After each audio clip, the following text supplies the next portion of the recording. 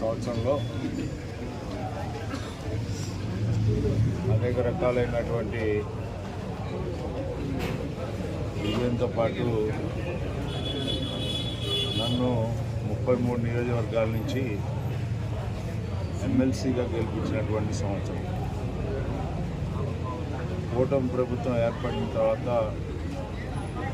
అనేక సంక్షేమ అభివృద్ధి సామాజిక మార్పులకి శ్రీకారం చుట్టినటువంటి సంవత్సరం. ఎన్నో పరిశ్రమలు రావడానికి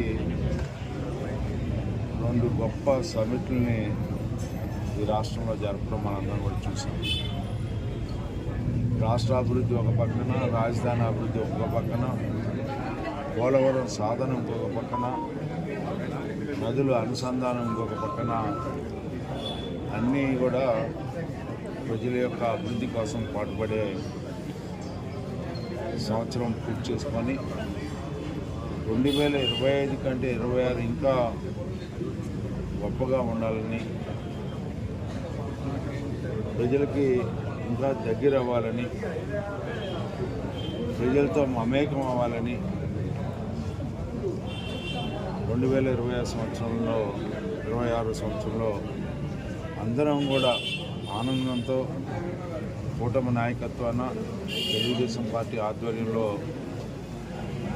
జనం ప్రభంజనం, జనం మనం, మనం జనం, జనం జనం అన్నట్టుగా అందరం కూడా కలిసి ఉండాలని చెప్పి ఆ రకంగా ఈ యొక్క తెలుగుదేశం పార్టీ నేతృత్వంలో అందరం కూడా ప్రజలకు సేవ చేసే